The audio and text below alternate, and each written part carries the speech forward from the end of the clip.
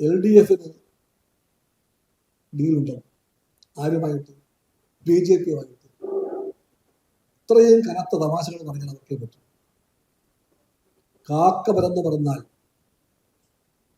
സൂര്യൻ പടിഞ്ഞാറുദിച്ചാൽ മാത്രമേ LDFനോ CPMനോ CPIക്കോ BJPയുമായി എന്തെങ്കിലും ബന്ധമുണ്ടാകും. രാഷ്ട്രീയത്തിലെയും ഇലക്ഷനിലെയും ഏറ്റവും വലിയ തമാശയല്ല ഇതുപോലെയുള്ള കുറ്റകൃത്യങ്ങളാണ്. ഇലക്ഷൻ കമ്മീഷൻ ഓഫ് ഇന്ത്യയുടെ ഔദ്യോഗികത്തിനകത്ത് BJPയുടെ സീലാണ്. ഇത് തമാശയാണ്.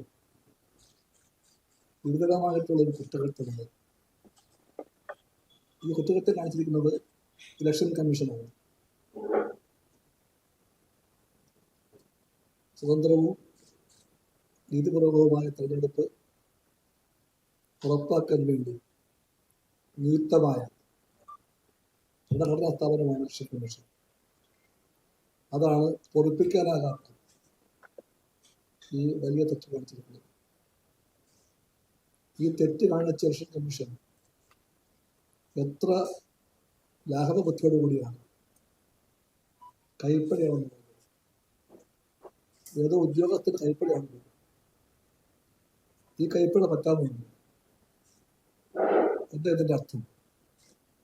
ഇതിൻ്റെ അർത്ഥം എല്ലാ ഭരണഘടനാ സ്ഥാപനങ്ങളെയും കേന്ദ്രം ഭരിക്കുന്ന കക്ഷികളെ ചട്ടുകമോ പദസേവകമാക്കി മാറ്റുന്ന കേന്ദ്ര ഗവൺമെന്റിന് ഇലക്ഷൻ കമ്മീഷനും പൂർണ്ണമായും വഴങ്ങിയെന്നാണ്. അങ്ങനെ വഴങ്ങിയ ആ കുറ്റകൃത്യം കൈയോടെ പഠിക്കപ്പെട്ടു പോകും. ഒന്നും സംഭവിക്കാത്തതുപോലെ ക്ലർക്കിൻ്റെയോ ട്യൂണിൻ്റെയോ തലയിൽ ഉത്തരവാദിത്വം കെട്ടിയേൽപ്പിക്കുന്ന ഈ ഏർപ്പാട് ഇന്ത്യൻ ഇലക്ഷൻ വ്യവസ്ഥയുടെ എല്ലാ പവിത്രമായ മൂല്യങ്ങളെയും തള്ളിപ്പറയലാണ്. അത് എല്ലാ വോട്ടർമാരും കാണിക്കുന്ന കൊടിയ വഞ്ചനയാണ്. അതുകൊണ്ട് ഞങ്ങൾ വീണ്ടും ചോദിക്കുന്നു, communist party election commission of ഇന്ത്യയുടെ ചുരുക്കപ്പേര് ECI എന്നാണ്. എന്താ എക്സ്പാൻഷൻ? ഇപ്പോൾ പറയാൻ തോന്നിപ്പോവുകയാണ് വീണ്ടും. Executive committee of idiocracy. E എന്ന് പറഞ്ഞാൽ എക്സിക്യൂട്ടീവ്, C എന്നാൽ കമ്മിറ്റി, I എന്നാൽ ഇഡിയോക്രസി. അങ്ങനെ മാറിക്കഴിഞ്ഞിരിക്കുന്ന ഇലക്ഷൻ കമ്മീഷൻ. ഇതിനെപ്പറ്റി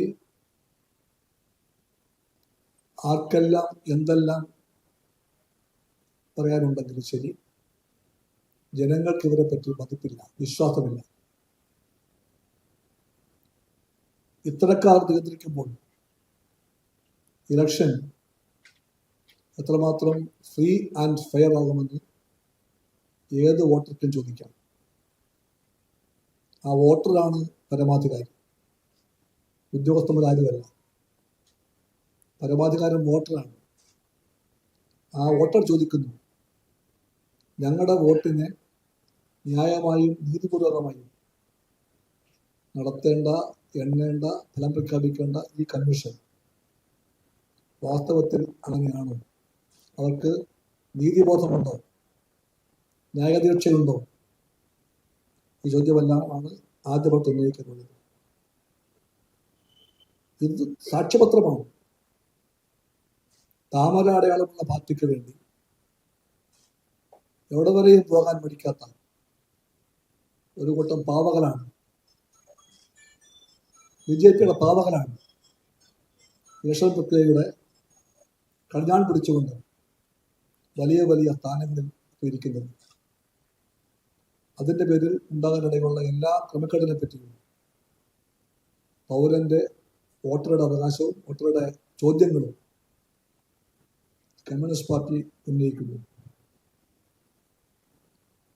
ഈ കമ്മീഷനാണ് ഇതുമായിട്ട് ബന്ധപ്പെട്ട എല്ലാത്തിനെ പറ്റിയും അഭിപ്രായം പറയുന്നത്.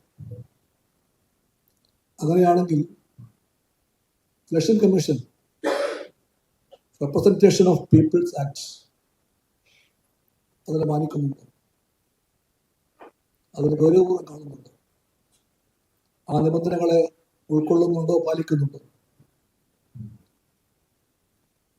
RP ആക്ട് പ്രകാരം സെക്ഷൻ 33A പ്രകാരം എല്ലാ സ്ഥാനാർത്ഥികളും അവരുടെ നോമിനേഷൻ കൊടുക്കുമ്പോൾ അതിൻ്റെ കൂടെ 33A പ്രകാരം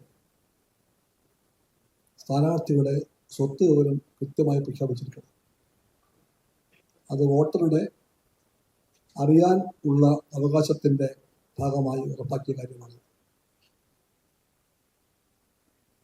കേരളത്തിലെ മത്സര രംഗത്തുള്ള രണ്ട് പ്രധാനപ്പെട്ട ശക്തികൾ, രണ്ട് പ്രതിപക്ഷ പാർട്ടികൾ, എല്ലാ തരത്തിലും ഡീൽ ഉറപ്പിച്ചവർ, അവർ ആ കാര്യത്തിലും കൃത്രിമം കാണിച്ചിരിക്കുന്നു. ഒന്ന്, BJP അധ്യക്ഷൻ ശ്രീമാൻ രാജീവ് ചന്ദ്രശേഖർ, അദ്ദേഹത്തിൻ്റെ സ്വത്ത് വിവരം ഫോം 26 എഴുതിയപ്പോൾ സത്യങ്ങൾ മൂടിവെക്കപ്പെട്ടിരിക്കുന്നു, വസ്തുതകളെ ഒളിച്ചു വച്ചിരിക്കുന്നു. അദ്ദേഹത്തിൻ്റെ 200 കോടി രൂപ മൂല്യമുള്ള സ്വത്തുക്കളെ പറ്റി അതിനകത്ത് മൗനം പാലിച്ചിരിക്കുന്നു. അതിൻ്റെ വിശദാംശമൊന്നും ഇപ്പോൾ ഞാൻ പറയുന്നില്ല. ഒരു ഭാഗത്ത് അദ്ദേഹമാണ് BJP പ്രസിഡന്റ്, അവരാണ് ഡീലിൻ്റെ ഒരു ഭാഗത്തുള്ളത്. മറുഭാഗത്തുള്ളത് ആര്? എല്ലാ രാഷ്ട്രീയ ഡീലിൻ്റെയും കാര്യം വരുമ്പോഴെല്ലാം BJPയുമായി ചെങ്ങാത്ത കൂടൽ ഒരു കലയാക്കി മാറ്റിയ കോൺഗ്രസിൻ്റെ നേതാവായിട്ടുള്ള സാക്ഷാൽ ശ്രീ BD സതീശൻ.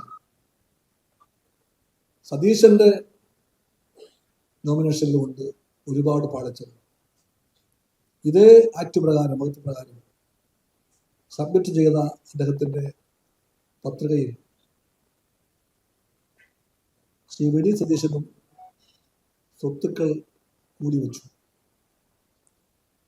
അദ്ദേഹത്തിൻ്റെയും ഭാര്യയുടെയും കൂടെ സ്വർണത്തെ പറ്റിയുള്ള കണക്കെടുത്താൽ സതീശൻ പറഞ്ഞ പ്രകാരമാണെങ്കിൽ 35 ഗ്രാം സ്വർണ്ണമുണ്ട് അദ്ദേഹത്തിന്റെ പക്കൽ. ഭാര്യയുടെ പക്കൽ 1228 ഗ്രാം സ്വർണ്ണമുണ്ട്. ആകെ നോക്കിയാൽ 1263 ഗ്രാം സ്വർണ്ണമുണ്ട്. ആ സ്വർണത്തിന്റെ ഇന്നലത്തെ റിസർവ് ബാങ്ക് ഓഫ് ഇന്ത്യയുടെ സ്വർണ്ണവിലയുടെ കണക്ക് പ്രകാരം നോക്കിയാൽ എത്ര സംഖ്യയാകുമോ ആ സംഖ്യ അദ്ദേഹം കാണിച്ചിട്ടുണ്ട്. അദ്ദേഹം കൊടുത്ത നോമിനേഷനിൽ ആ സംഖ്യ ഉണ്ടോ? ഇല്ലെങ്കിൽ എന്തുകൊണ്ടാണ്? ഇത് സപ്രഷൻ ഓഫ് ഫാക്റ്റ് ആണ്, വസ്തുതകളെ മൂടിവെക്കുകയാണ്. മുമ്പേ ഗമിക്കുന്ന BJP സ്വത്തുക്കൾ മൂടിവെച്ചപ്പോൾ മുമ്പേ ഗമിക്കുന്ന കോൺഗ്രസും അതുപോലെ തന്നെ സ്വത്തുക്കൾ മൂടിവെക്കാൻ ശ്രമിക്കുന്നു. ഇതാണ് ഇതിന്റെ കഥ. ഇതൊന്നും യാദൃച്ഛികമല്ല.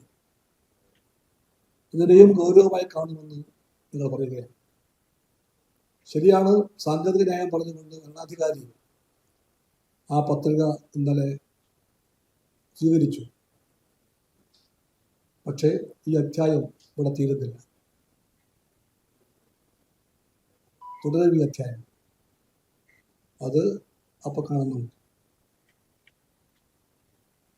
ഇതുപോലെ രാഷ്ട്രീയ നെറികളുടെ എല്ലാ കാര്യങ്ങളിലും കൈകോർത്ത് പിടിക്കാൻ ശീലിച്ച BJPയും കോൺഗ്രസും രാഷ്ട്രീയത്തിലും അതാണ് ചെയ്യുന്നത്. അതുകൊണ്ടാണ് അവർ മുൻകൂട്ടി പറയുന്നത്